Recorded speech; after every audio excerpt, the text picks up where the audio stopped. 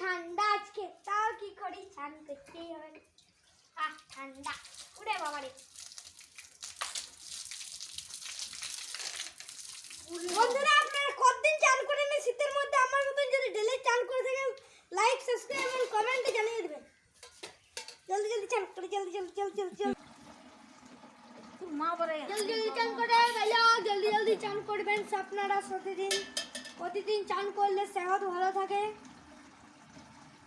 জলদি জলদি চান করছি তার জন্য। সাবানটা এখানে রেখে দিয়ে আসছি, দাঁড়ান কিন্তু চান করতেই হচ্ছে না।